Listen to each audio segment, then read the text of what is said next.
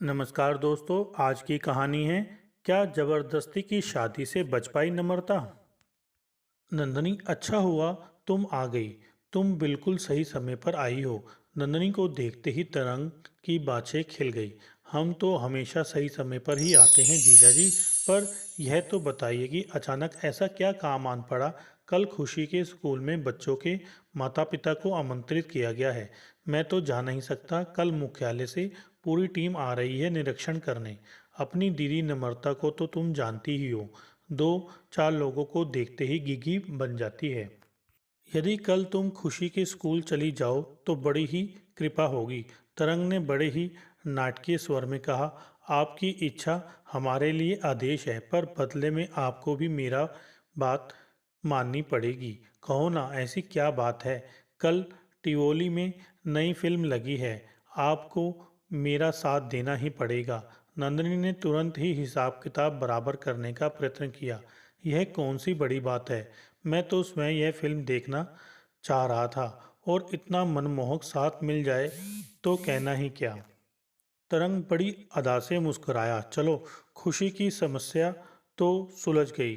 क्यों खुशी, अब तो खुश हो। तरंग ने अपनी बेटी की सहमति चाही। नहीं, मैं खुश नहीं हूँ। मैं तो बहुत दुखी हूँ। मेरे स्कूल में जब मेरे सभी साथियों के साथ उनके मम्मी पापा आएंगे, तब मैं अपनी नंदनी मौसी के साथ पहुँचूंगी। खुशी रोआसी हो उठी। चिंता मत करो खुशी बेटी, मैं तुम्हारे स्कूल में ऐसा समा बांधूंगी कि तुम्हारे सब गिले शिकवे दूर हो जाएंगे। नंदनी ने खुशी को गोद में लेने का यत्न करते हुए कहा, मुझे नहीं चाहिए आपका समावमा। अगर मेरे मम्मी पापा मेरे साथ नहीं जा सकते तो मैं कल स्कूल ही नहीं जाऊंगी। खुशी पैर पटकती हुई अपने कमरे में चली गई। तुमने बहुत सिर चढ़ा लिया है अपनी लाडली को। घर आए मेहमान से कैसे व्यवहार करना चाहिए यह तक नहीं सिखाया उसे। तरंग नम्रता पर बरस पड़ा। उस पर क्यों बरसते हो, तुम भी तो पापा हो खुशी के। तुमने कुछ क्यों नहीं सिखाया पढ़ाया। तरंग की माँ पूर्णा देवी, जो अब तक तटस्थ भाव से सारा प्रकरण देख रही थी, अब स्वयं को रोक नहीं सकी। मैं उसे ऐसा सबक सिखाऊंगा कि वह जीवन भर याद रखेगी। तरंग तेजी से अंदर की ओर लपका तो नम्रता को जैसे होश आया। उसने दौड़कर खुशी को गोद में छिपा लिया। आज से इसका खाना पीना बंद। 2 दिन भूखी रहेगी तो अकल ठिकाने आ जाएगी। तरंग लौटकर सोफे पर पसरते हुए बोला, क्यों इतना क्रोध करते हो जीजा जी। खुशी तो 5 वर्ष की नन्ही सी बच्ची है, वह क्या समझे तुम्हारी दुनियादारी। जो मन में आया बोल दिया।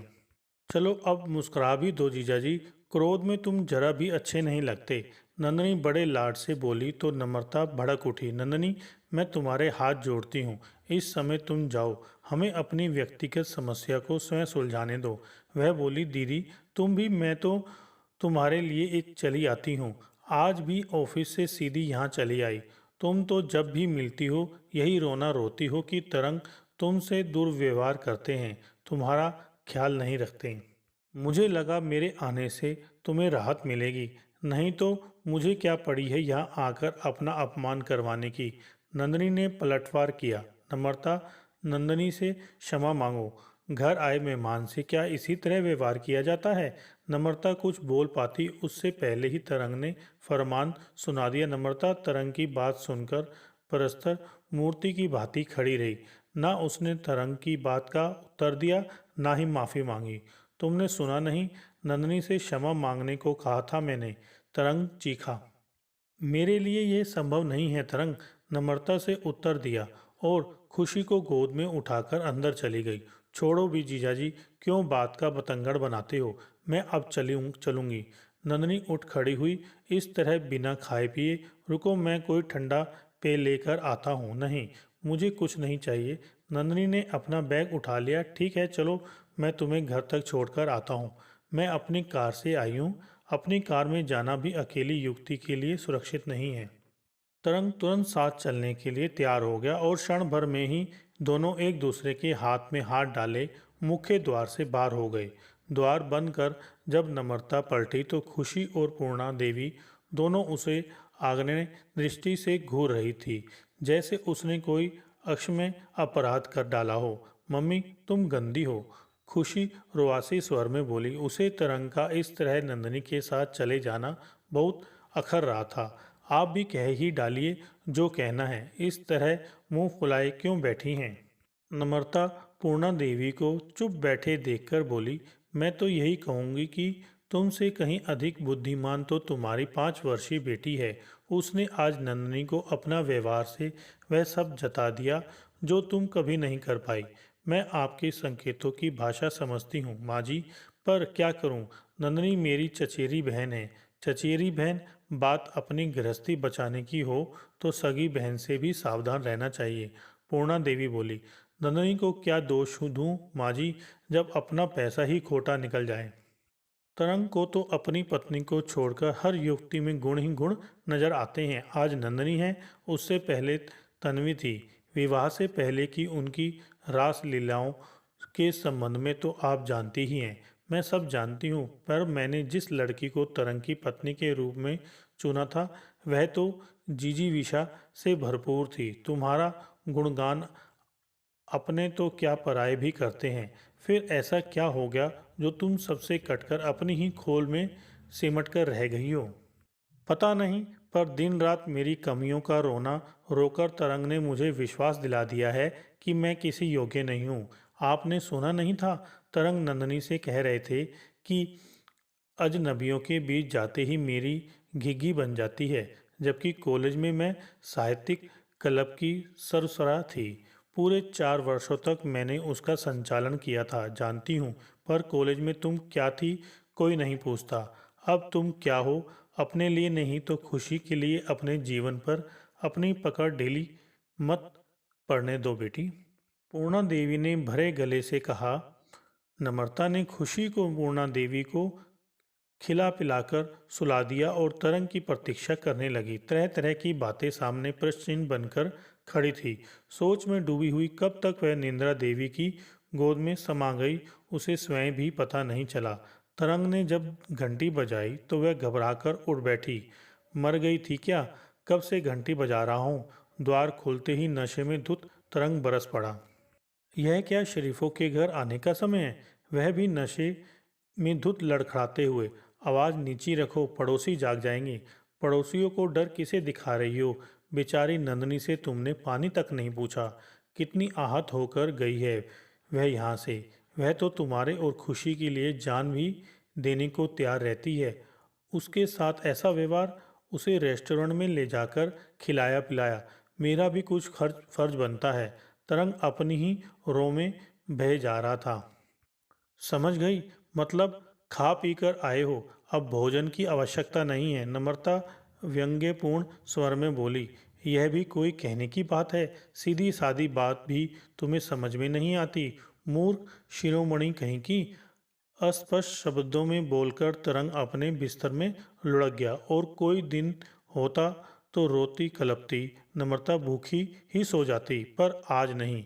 कहीं कोई कांटा इतना गहरा धंस गया था जिसकी टीस उसे चैन नहीं लेने दे रही थी।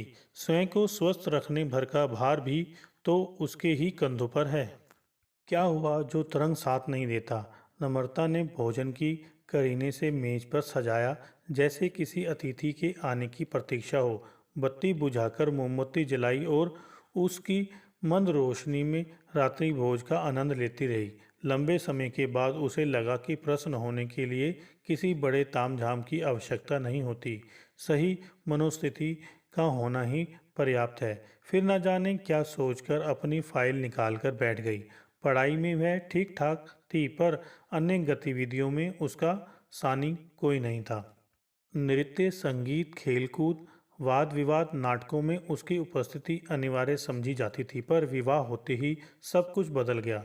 नम्रता ने उदासीनता की ऐसी चादर ओढ़ ली जिसे भेद पाना दूसरों के लिए तो क्या, स्वयं उसके लिए भी कठिन हो गया। रात के सन्नाटे में स्वयं से ही अपना परिचय करवाकर नम्रता रोमांचित हो उठी।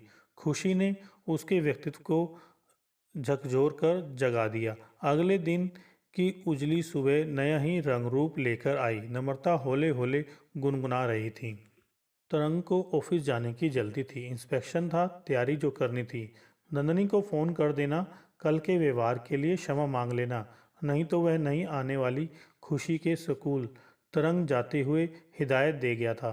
सुनकर खुशी ने ऐसा मुंह बनाया कि पूर्णा देवी को हंसी आ गई। मुझे नहीं जाना नंदनी मौसी के साथ। तरंग को जाता देख खुशी धीमे स्वर में बुदबुदाई, खुशी चलो तैयार हो जाओ, स्कूल जाना है, नम्रता ने खुशी से कहा। मैं नंदनी मौसी के साथ स्कूल नहीं जा रही, तुम मेरे साथ जाओगी, तुम्हारे पापा व्यस्त हैं, पर मैं नहीं। तुम्हारी पढ़ाई लिखाई पर भार मेरे कंधों पर है, नंदनी पर नहीं। सच मम्मी, मेरी नई जन्मदिन वाली पोशाक निकाल दो, आज स्कूल ड्रेस पहनना जरूरी नहीं।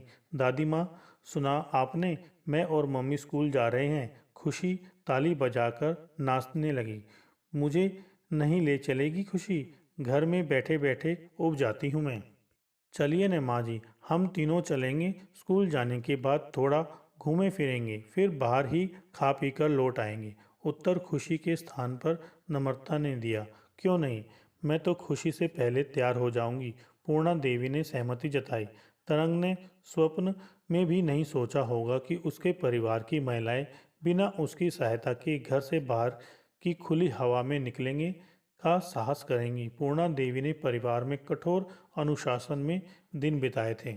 उनके सास ससुर ही नहीं, उनके पति भी स्त्रियों का स्थान घर की चारदीवारी में ही होने में विश्वास करते थे। उन्होंने यही सोचकर संतोष कर लिया था कि उनका जीवन तो किसी प्रकार कट गया, पर आने वाली पीढ़ी को वे अपनी तरह घुट घुट कर नहीं जीने देंगी। पर केवल सोच लेने से क्या होता है।